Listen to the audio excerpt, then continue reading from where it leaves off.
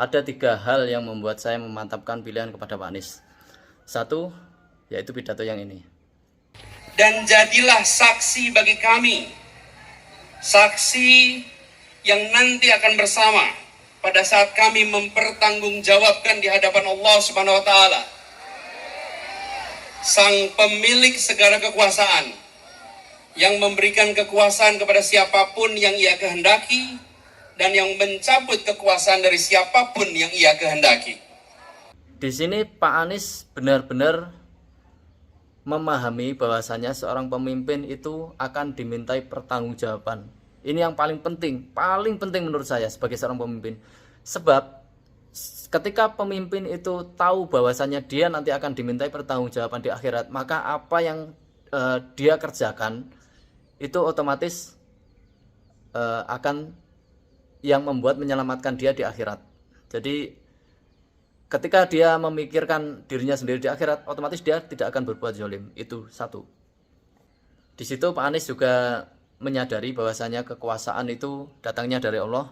Allah mampu mencabut kekuasaan dari siapapun yang dia kehendaki dan memberikan kepada siapapun yang Allah kehendaki.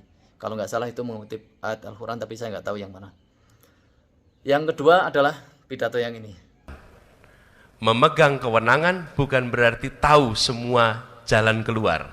Memegang kewenangan artinya mau membuka telinga, mau membuka mata untuk mendengar, untuk meresap, dan kemudian menjadikan itu sebagai kebijakan. Itu prinsip yang kita ingin pegang. Coba meraih kewenangan dengan cara-cara yang tidak benar, maka negeri ini akan dikelola dengan tidak benar. Di sini Pak Anies beberapa kali, bukan hanya di sini, tapi di pidato-pidato yang lain selalu menghindari kata kekuasaan. Apa maksudnya? Jadi Pak Anies mengganti kata kekuasaan dengan kewenangan. Jadi Pak Anies sangat menyadari bahwasanya kekuasaan itu berada di tangan rakyat. Dan sebagai presiden itu hanya memegang kewenangan. Konsepnya sudah benar, bahwasanya kekuasaan tertinggi itu adalah ada pada rakyat. Dan sebagai penyelenggara negara itu hanya memiliki kewenangan, yang mana kewenangan itu bisa diatur oleh keinginan rakyat yang membuat rakyat itu baik seperti itu atau sejahtera. Nah, yang ketiga adalah Pak Anies itu selalu dicalonkan, jadi bukan mencalonkan. Dari beliau jadi gubernur sampai sekarang menjadi capres itu selalu dicalonkan, jadi bukan mencalonkan diri. Artinya apa? Seorang pemimpin atau seorang yang mengerti betul bahwasanya menjadi pemimpin itu pertanggungjawabannya berat, maka dia untuk mencalonkan dirinya sendiri itu berat seperti itu. Tapi kalau dicalonkan, orang memintanya, maka dia dengan penuh pertimbangan akhirnya dia menyanggupi permintaan itu. Siapa yang lagi ditolimi? Iya. Itu yang pada habis di reshuffle itu. Oh. Jadi kita yang pada reshuffle itu dianggap sedang ditolimi. Sedang dizolimi. Jadi di absen lah satu-satu, mereka berunding. Rupanya dalam obrolan itu coba Anies. Jadi Pak Aksa langsung ngontak. Saya ketemu beliau habis makan siang.